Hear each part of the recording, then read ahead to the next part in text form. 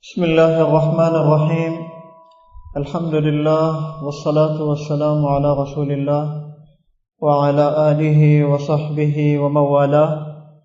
أعوذ بالله من الشيطان الرجيم. بسم الله الرحمن الرحيم. إنما يخشى الله من عباده العلماء. وقال النبي صلى الله عليه وسلم: من يرد الله به خيرا يفقهه في الدين.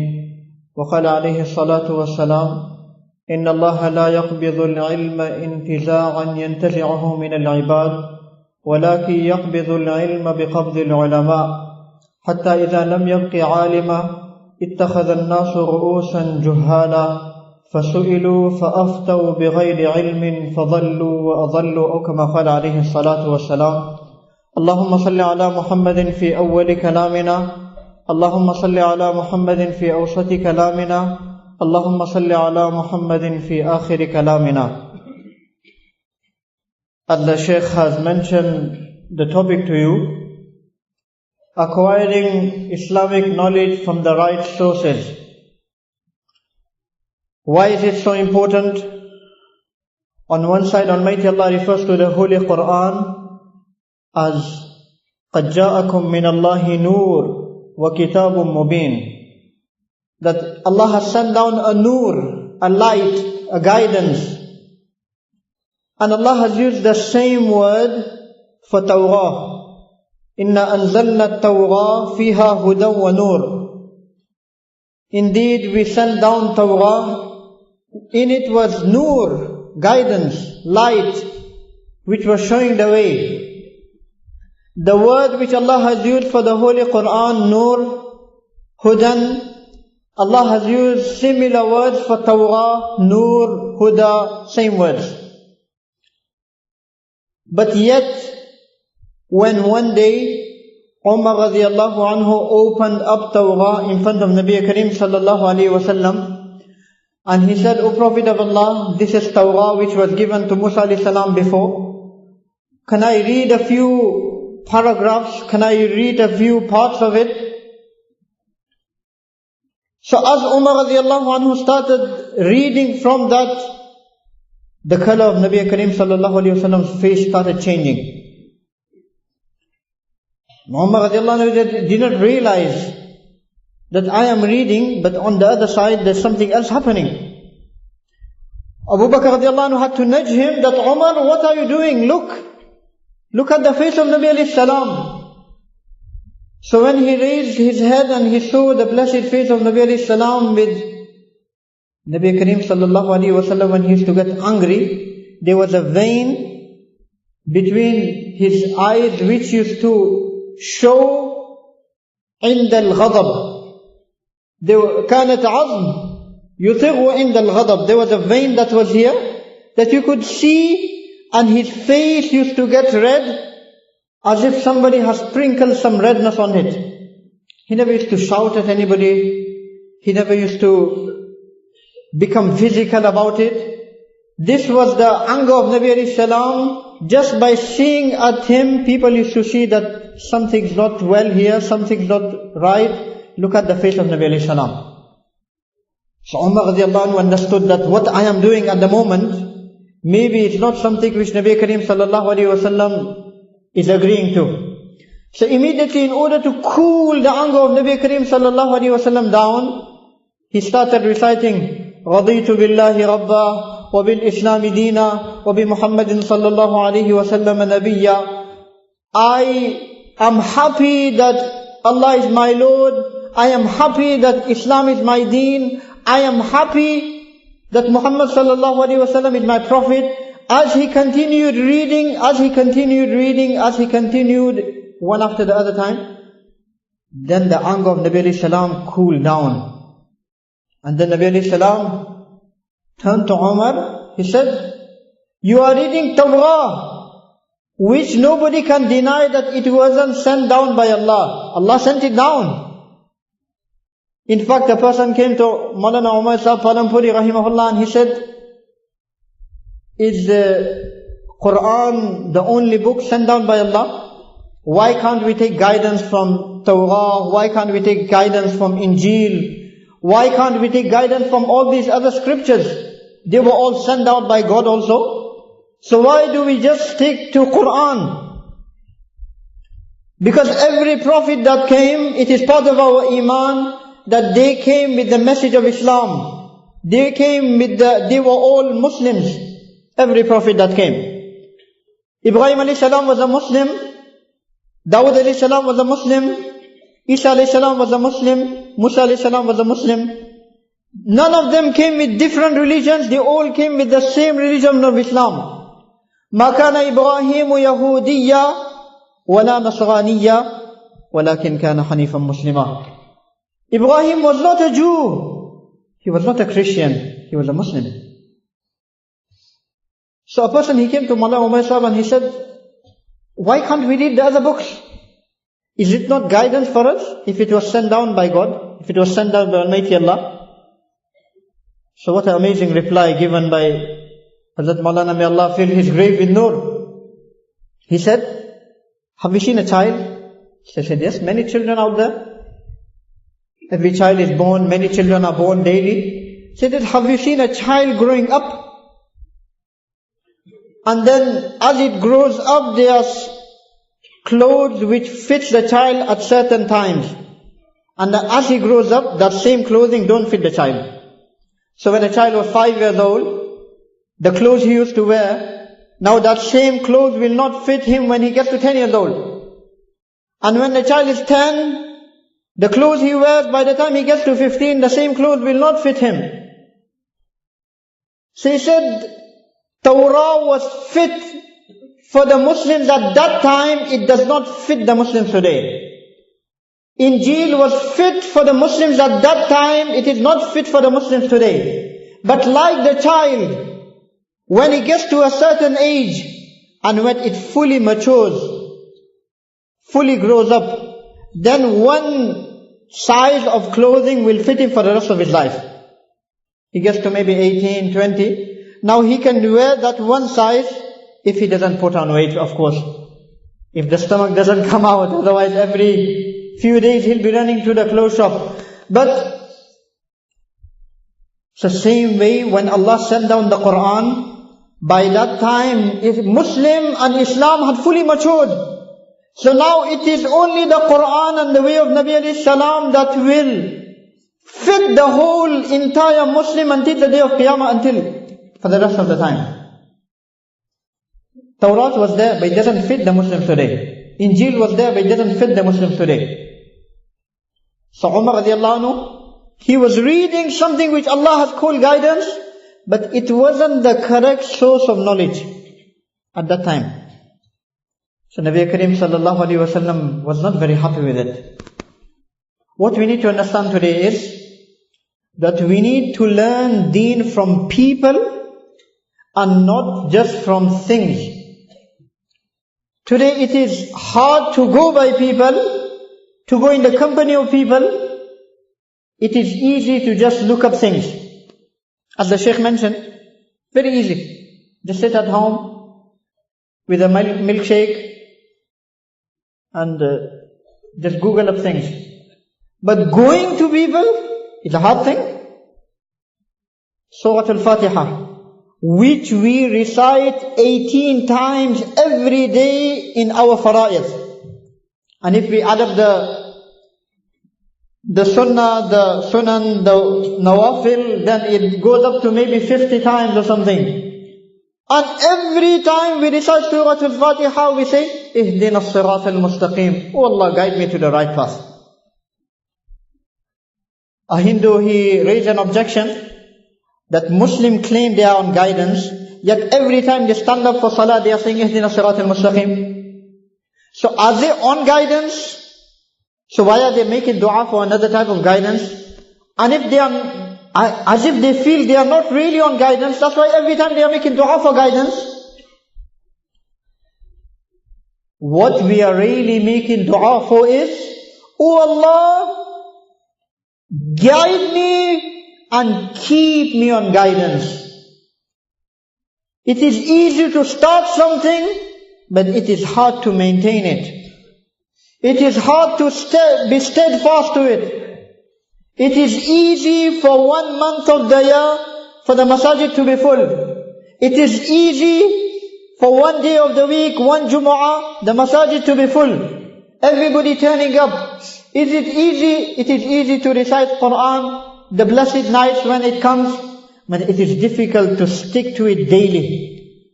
That's the difficult part. So, oh Allah, you are guiding me, but keep me on guidance. Then Allah mentions, what is guidance? What guidance are we asking for? صِرَاطَ الَّذِينَ أَنْعَمْتَ عَلَيْهِمْ. The path of those you have favored. Allah didn't say the path you have favored, the path of those you have favored. Can you just imagine the wording which Allah is using in the Quran? The Isharatun Nas here is telling us, the indication of the text of the Quran is telling us, that the success, true guidance lies in following people and not following things. May Allah make us from among those people.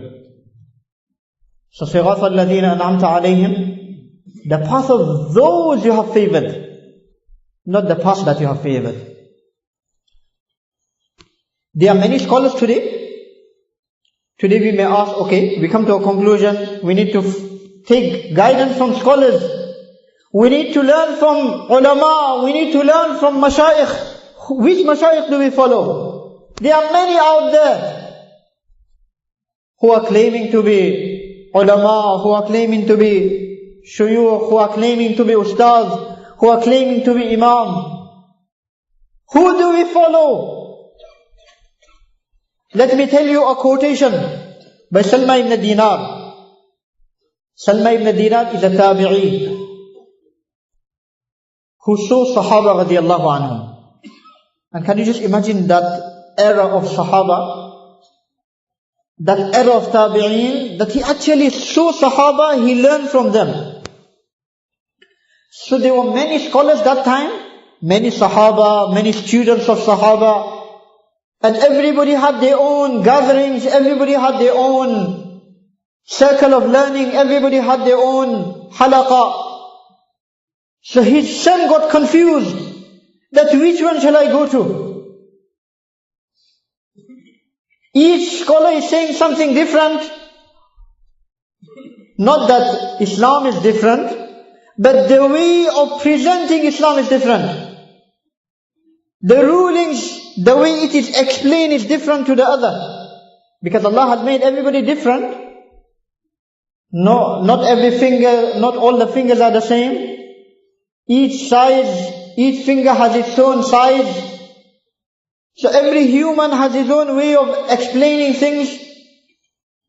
So who do we follow? His own son asked him, oh my father, there are so many Sahaba, so many students of Sahaba, so many shuyukh. And who could be better shuyukh than the Sahaba, who learned directly from Nabi alayhi salam? Abu Hurairah radiallahu anhu, he spent 3 years learning by Nabi Kareem sallallahu alayhi wasallam, just over 3 years. His day was Nabi alayhi salam, his night was Nabi alayhi salam, and he became from amongst the greatest Sahabi who narrates the most ahadith. Over 5,375 ahadith you can say. And then he says, this is only one pot. Hafidtu min Rasulillahi sallallahu alayhi wa sallam ya'a'ain. I gathered 2 pots of knowledge from Nabi alayhi salam. 2 pots. Amma ahaduhuma fabathahtu. As for one of the pot, I've told the people about it. That's where you get this 5,000 and odd ahadith from. I've told, as from the one pot, as for the other pot, if I was to tell the people about it, they wouldn't let me live anymore, they would cut my throat, they would kill me. Now the ulama argue, what was in that other pot? What was in there that was so critical, that was so difficult for him to say, which could cost his life? What could that be? Then ulama, they say it could be the names of the munafiqeen of the time, it could be the times of fitna, it could be the times of trials and tribulations of the ummah. But Abu Hurairah radiallahu anhu didn't tell the people about that other pot, and he took that with him in the grave. Now, if that 3 years staying with Nabi Kareem sallallahu alaihi wasallam, he only told the ummah one pot, which he said one pot, and that adds up to the most ahadith any other sahabi has narrated. Can you just imagine the other? Sitting by the company of Nabi Kareem sallallahu alaihi wasallam. So Salma ibn Dinar, his son, asked him, "Oh my father, many shuyukh, who do we follow?" So his father, Salma ibn Dinar, told the son, "Oh my son, follow that scholar. اقتدي بمن يخاف الله في ظهر الغيب." The one who fears Allah even in privacy. His public life, his private life is the same. His appearance in front of the people on his own is the same.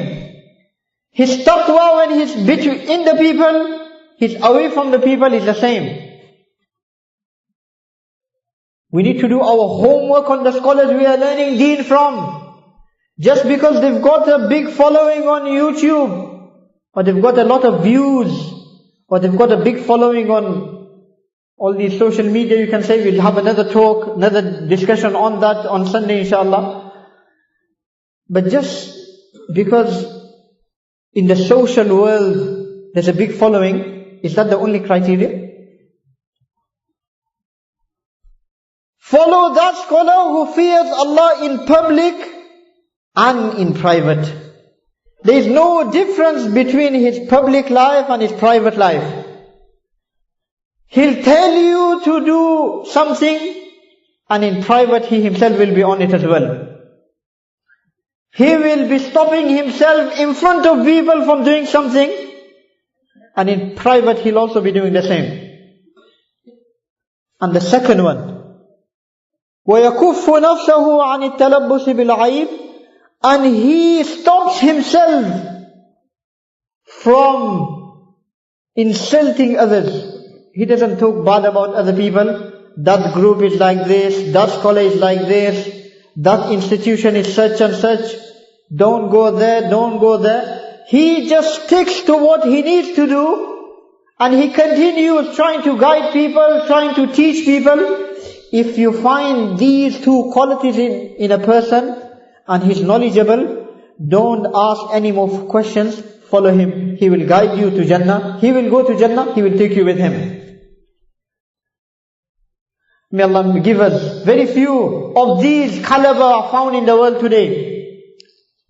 I am nowhere near being a scholar, and the Shaykh made a big introduction which was nowhere near what I am. I am nowhere near it. May Allah forgive me.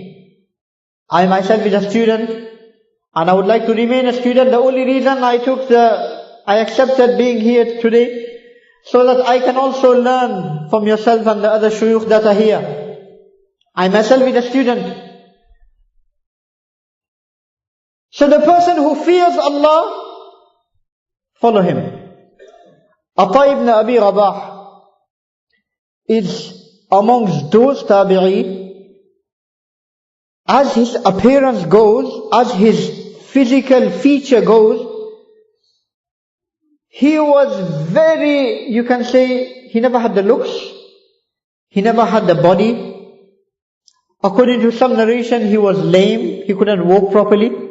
According to some narration, he couldn't see properly, he was partially sighted. So basically, as his physical features goes, he was completely disabled. Or you can say, semi-disabled. But he started learning knowledge from Sahaba. Abdullah ibn Abbas radiyallahu anhu, Abu Hurairah radiyallahu anhu. Before the Imam used to come for khutbah, Abu Hurairah radiyallahu anhu used to stand up and he used to give a talk. O people, listen to what I have to say. I heard it directly from Nabi Kareem sallallahu alaihi wasallam. Listen to it. Understand it properly, tell others about it. And he used to say this until the Imam used to come and to do the khutbah. Can you just imagine how much knowledge Allah has given him? One of the signs of Qiyamah which Nabi Kareem sallallahu alaihi wasallam mentions is that a time will come when knowledge will be taken away and ignorance will be all over the place, spread out. Ignorance will be everywhere, knowledge will be absent.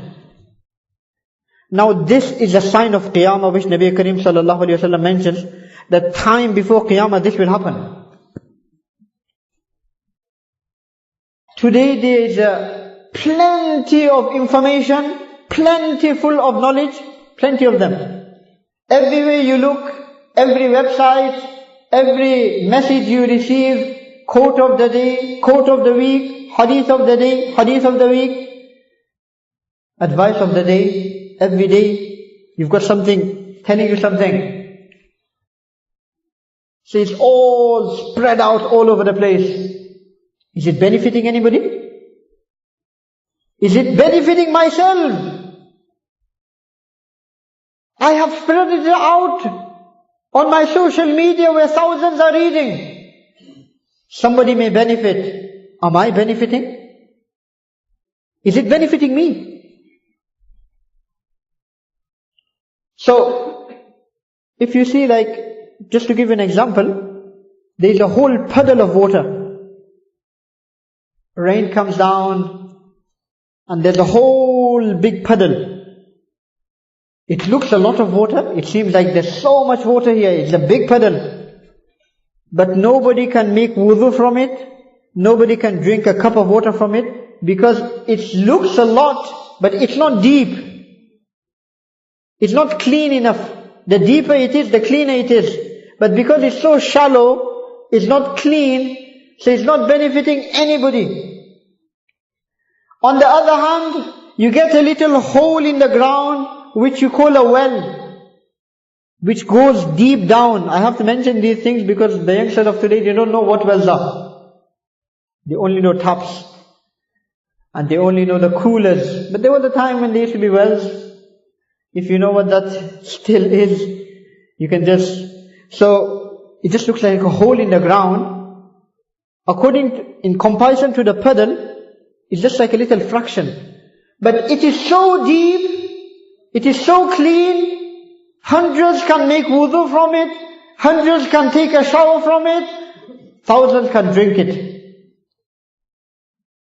When Abdullah ibn Mas'ud radiyallahu anhu, when he's mentioning the qualities of the Sahaba, he doesn't say, أُولَٰئِكَ أَصْحَابُ مُحَمَّدٍ أَكْثَرُهُمْ عِلْمًا.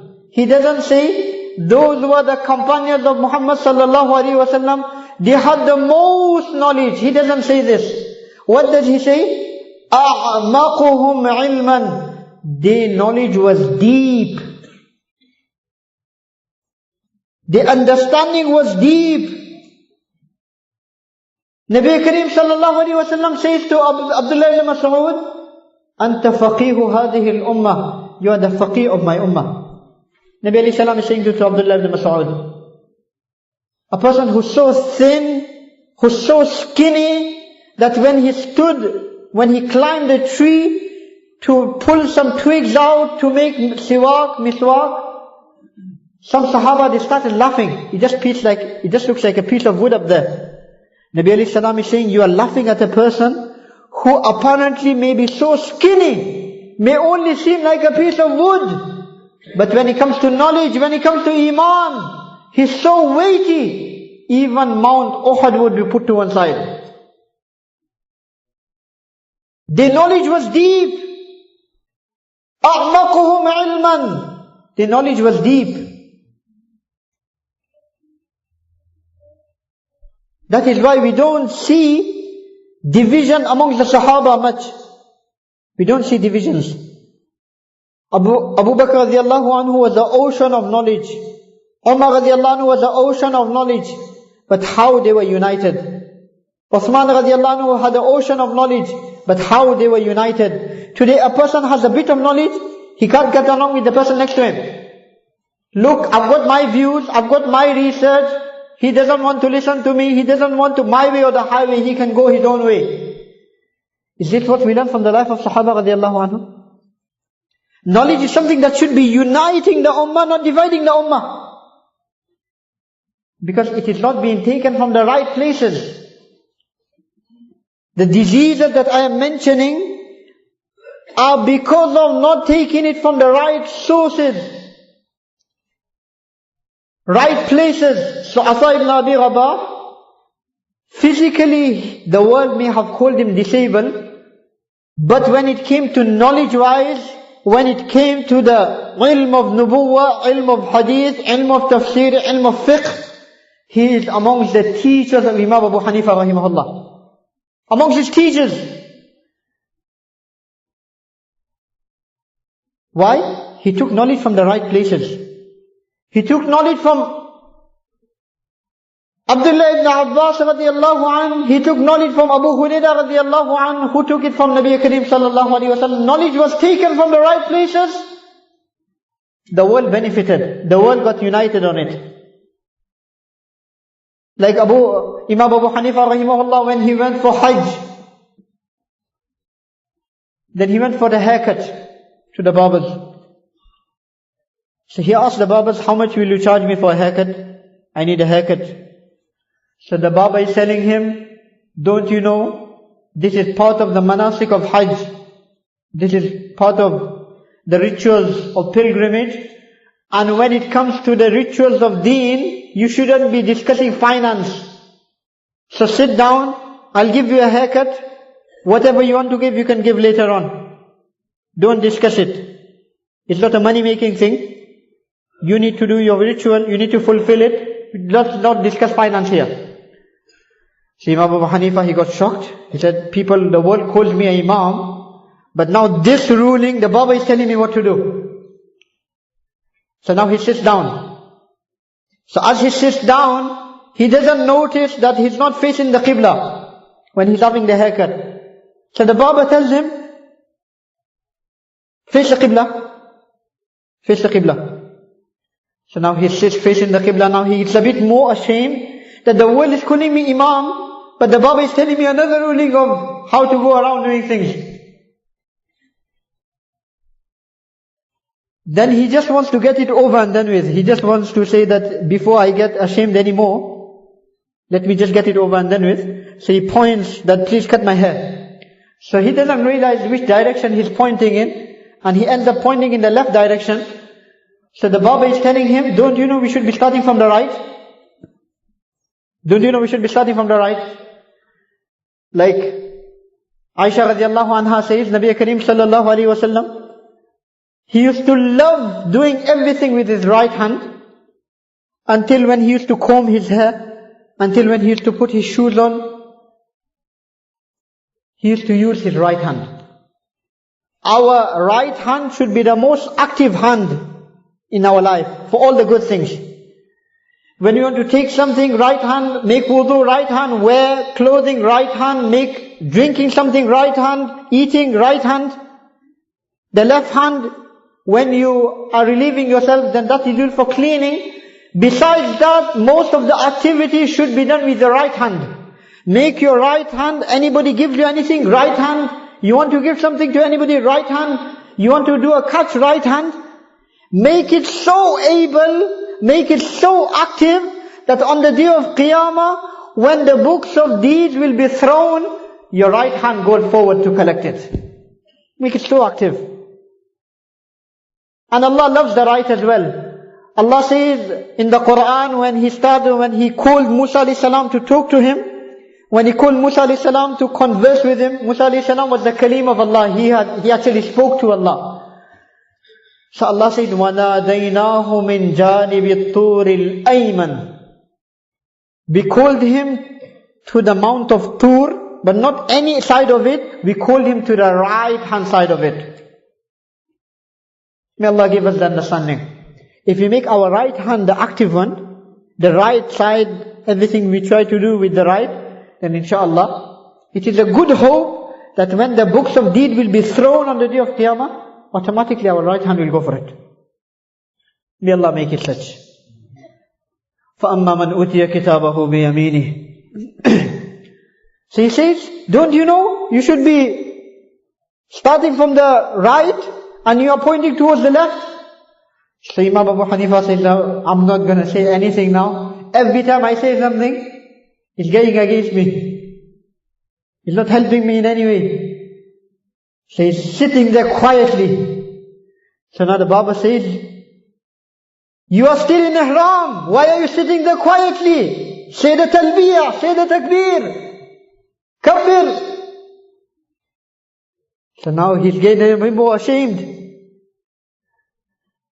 That so far this Baba has taught me 4 rulings which he had to teach me.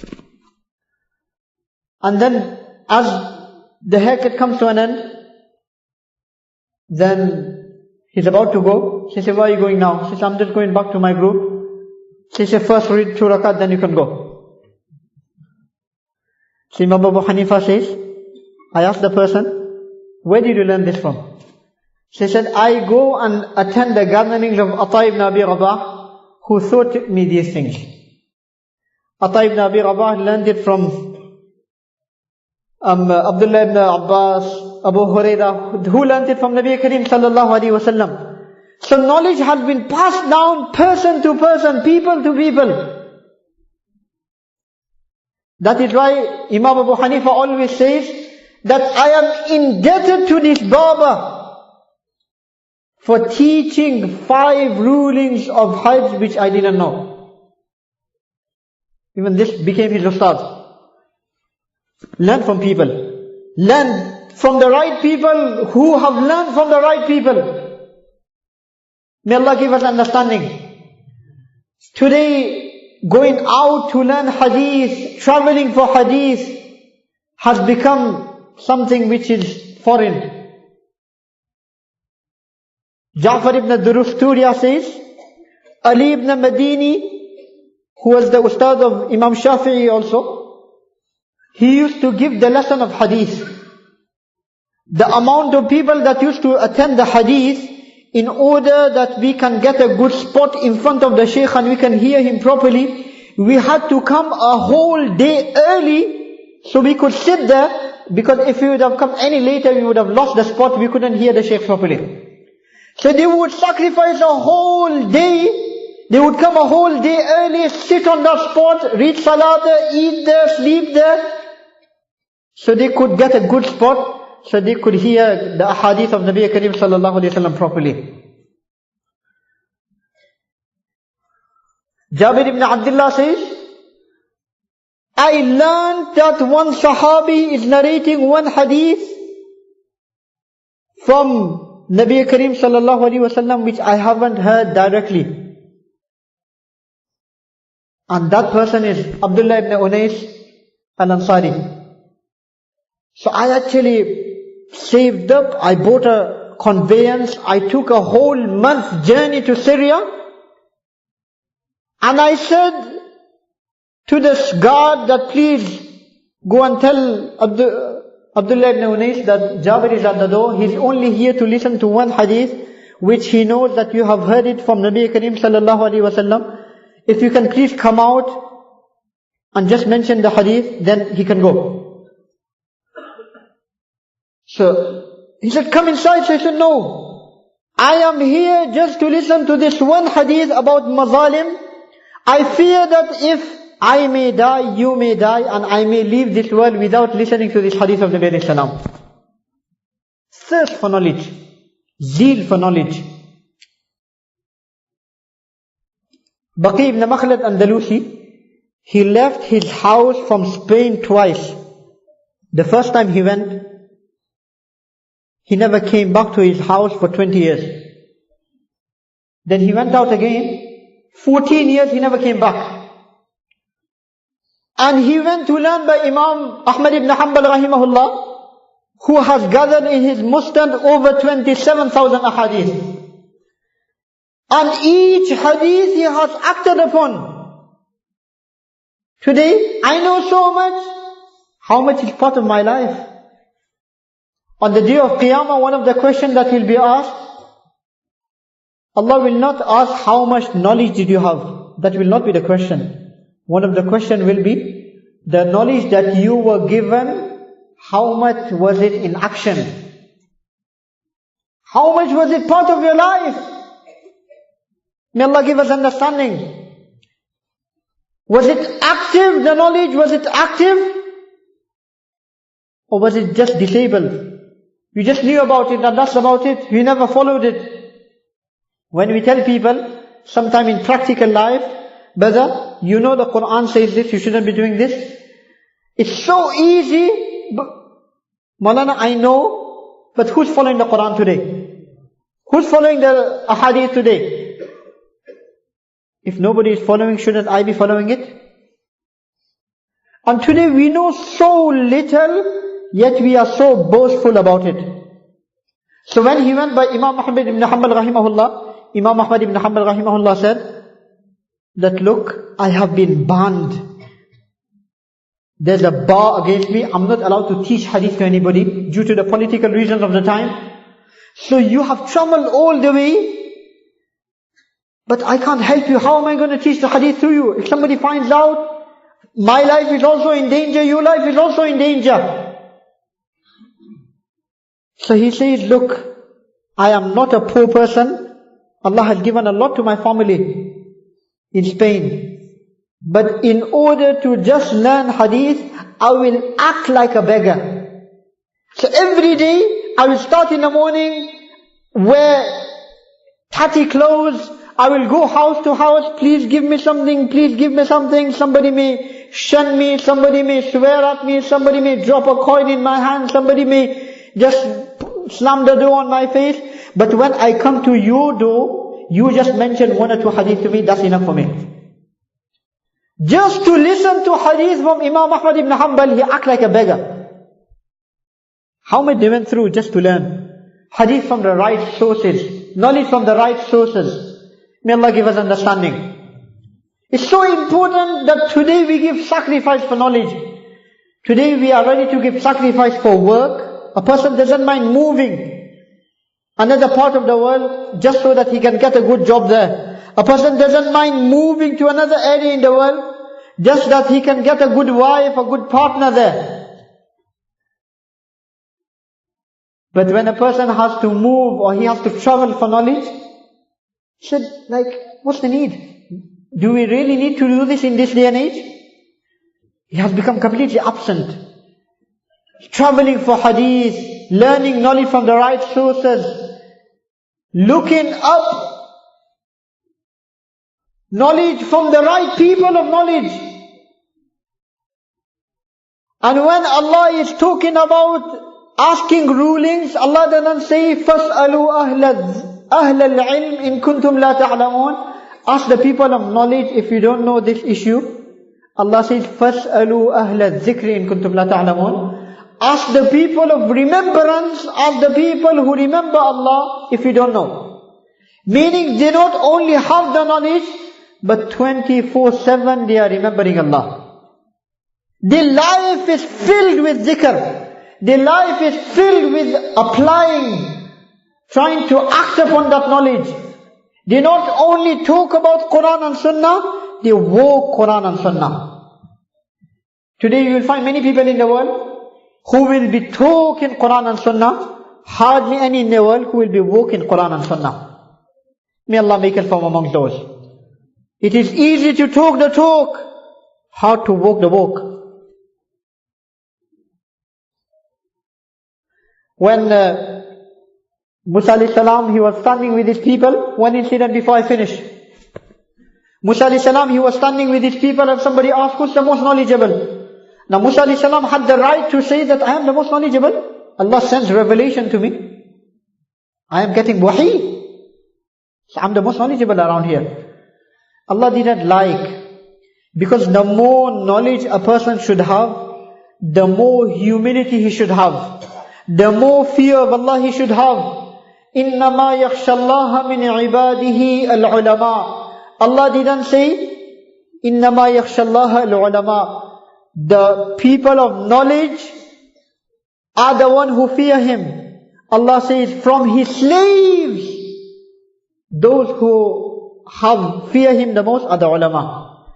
Meaning, if a person doesn't have the quality of slavery in him, having humility, subservient to Allah, having that fear of Allah, he is not being worth called an alim.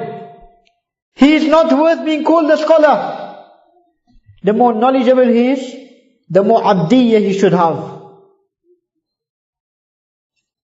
So Allah didn't like this. So Allah says, no, I have a slave who is more knowledgeable than you. So Musa alayhi salam immediately, وَفَوْقَ كُلِّ ذِي عِلْمٍ عَلِيمٍ. The prophets of Allah were thirsty for knowledge. And Allah says, above every knowledgeable person, Allah is the most knowledgeable. Nobody can beat the knowledge of Allah.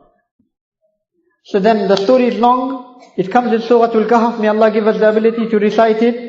Every Friday we should make a habit. If we haven't read it, if we don't have a habit, we should make a habit of it, reciting it. Especially in this age of fitna, where daily we are coming into different types of fitan, and it is becoming difficult to safeguard our iman.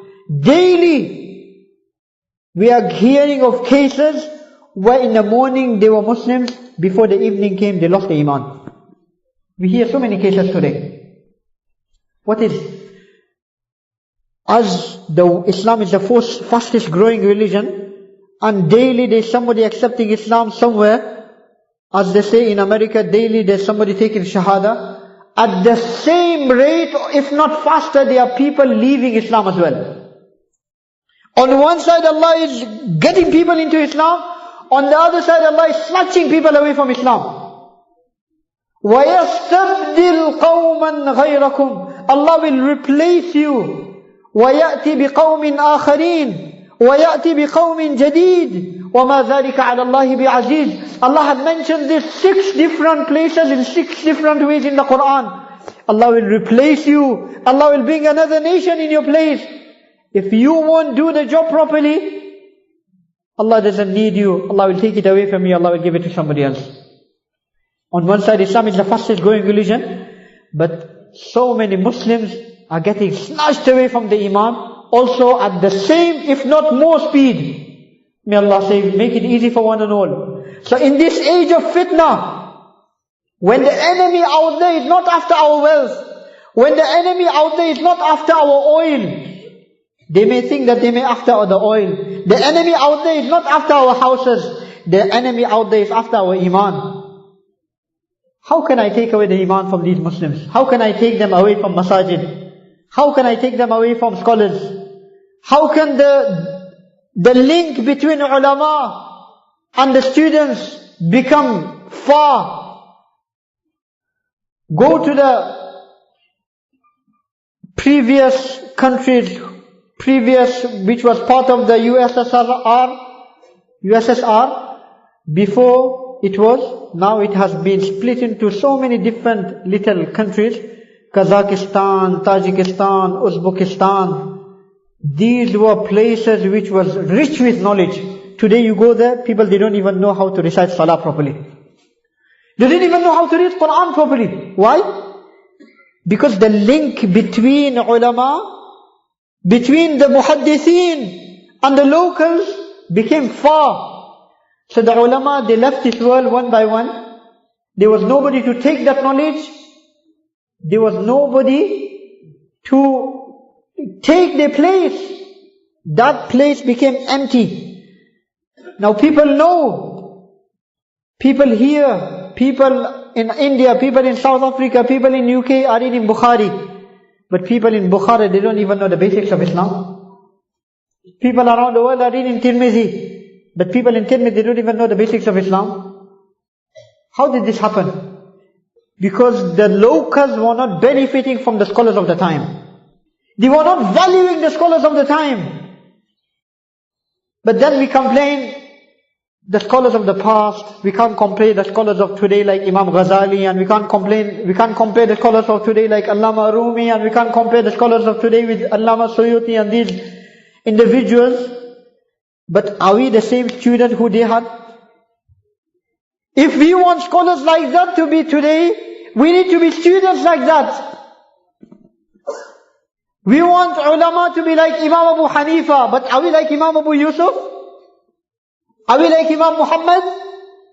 When Imam Muhammad came to get admission to the academy of Imam Abu Hanifa, Imam Abu Hanifa says, no, only Hafiz of Quran allowed. One of the criteria of getting admission into this institute, only Hafiz of the Quran, nothing. If you're not Hafiz, you go elsewhere. 1 week later he comes back. He says, I want admission. Imam said, I told you last week, only Hafiz of Quran are allowed, that's the criteria. So he said, I have become a Hafiz in 1 week. If those were the students which Allah gave, are we like these? May Allah give us understanding. Imam Abu Yusuf attended the gatherings of Imam Abu Hanifa for 16 years. Never missed a day. Never missed a day. The day he got married, never missed a day. The day he had a son, never missed a day. Today is somebody else's wedding, we have to take a whole week off. When my cousin's getting married, there's a wedding in the family. Sorry, won't be attending the classes. My sister's wedding, my brother's wedding. He himself got married, never missed a day. One day his son passed away. His son died, his little son.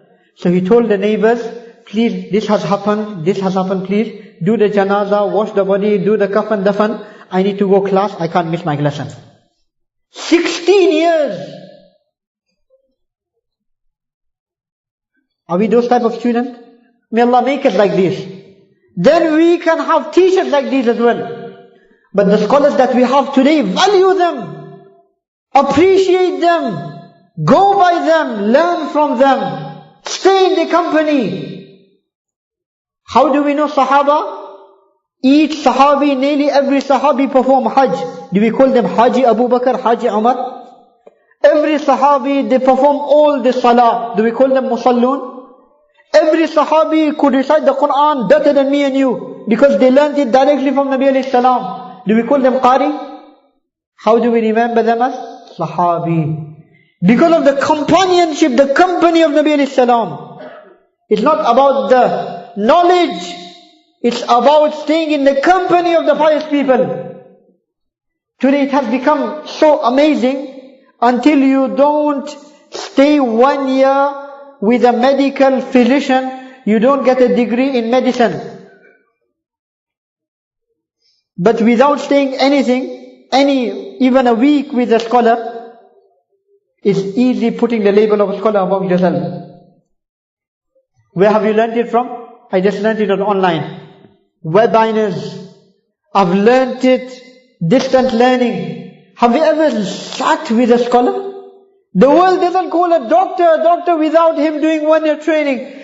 How fragile we are that we are ready to call every person who hasn't spent any years in the suhbah of any ulama, we are ready to call him anything. May Allah give us understanding. Sahaba are known Sahaba because of the companionship of Nabi alayhi salam.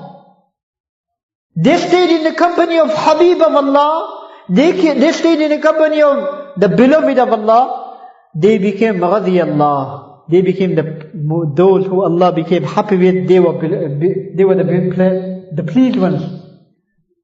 If we want those knowledgeable people, if we want to become something like them, we need to stay with them.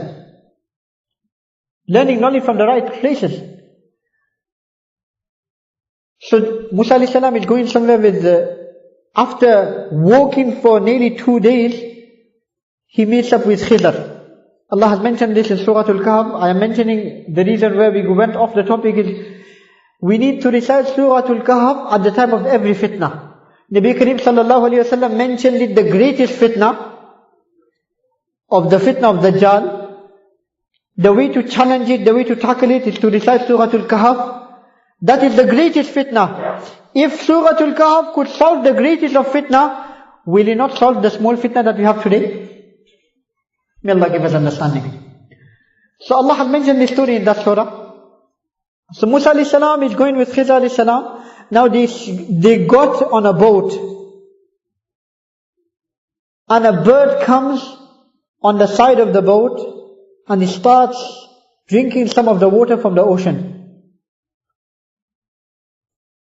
So Khidr alayhi salam says to Musa alayhi salam, have you seen how much this bird has just drunk? So maybe just a few sips. She said, has it decreased anything from the ocean? She said, how can it be? It's nothing compared to the ocean.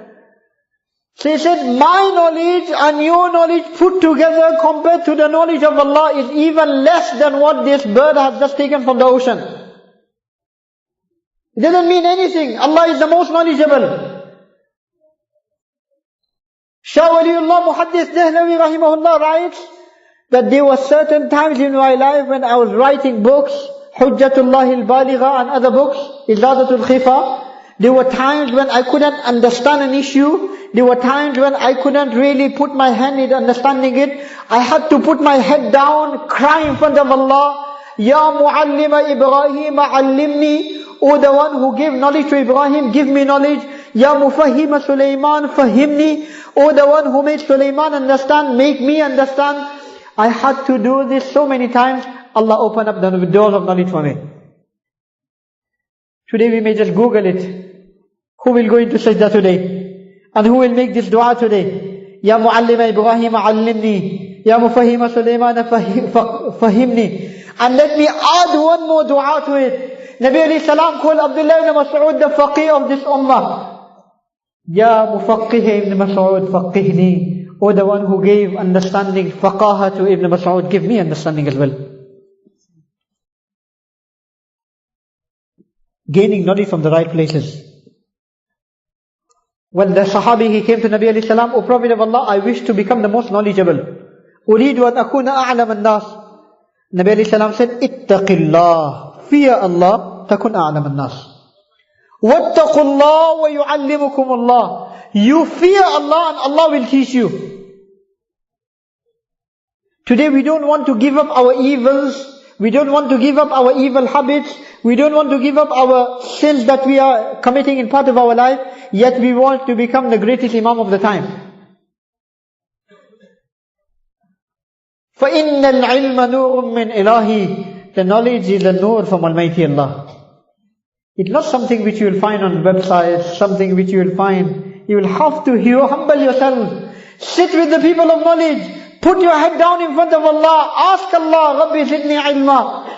Even Nabi alayhi salam himself was told to make this dua. And then Allah will give you that knowledge. وَنُورُ اللَّهِ لَا يُؤْطَى لِعَاصِي. This nur is not given to anybody and everybody. It is only given to those who Allah selects.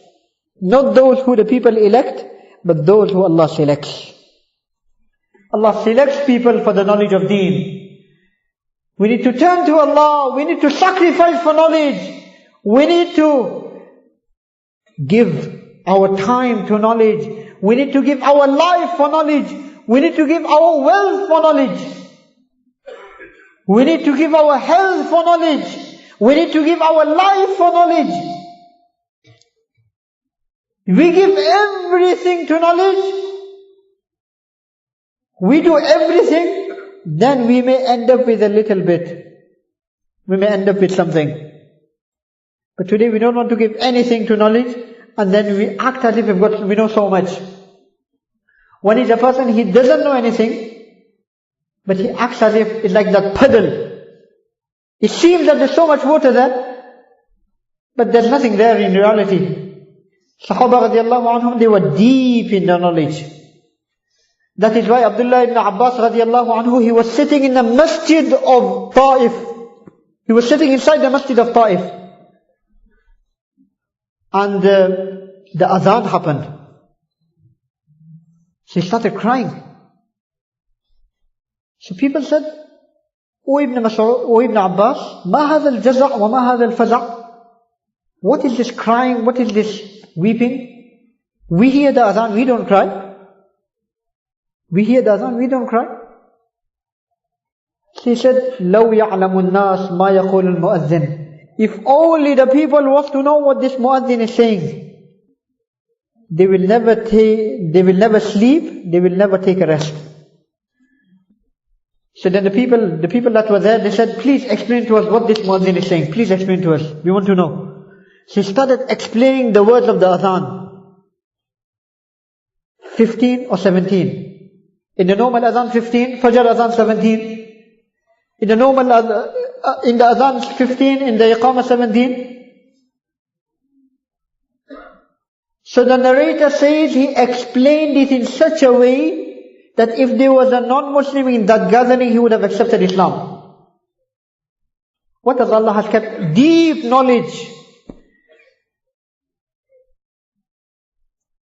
If only this same adhan could bring us to the masjid for 5 times salah. It's so powerful that the narrator says, the way Abdullah ibn Abbas explained it, if there was a non-Muslim in that gathering, he would have come into Islam, he would have left his kufr. Today, is it making us leave our occupations and bringing it to the masjid? May Allah give us understanding. So we've got the knowledge, or we think we've got the knowledge, but is it helping us? Is it uniting us? Is it filling our hearts with taqwa? The Path to Piety program, is it filling my life with piety? Is it filling my life with piety? Is it filling my heart with piety?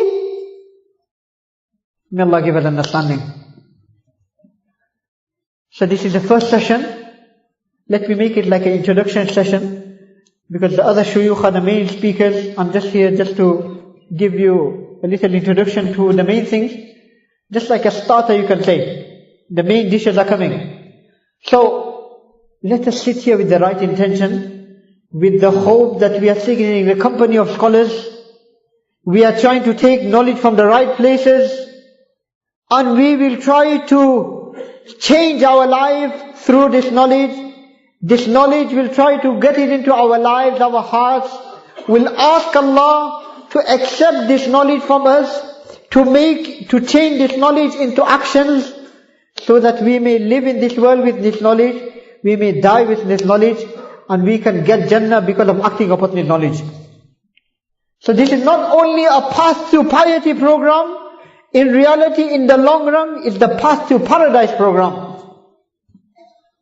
If we do it the right way. May Allah first of all give me the ability to seek knowledge from the right places, where it should be seek from. We can get information from here and there. If we are traveling somewhere, we just need to know the flight details. If we just want to make sure everything is in place, we can take the information from there.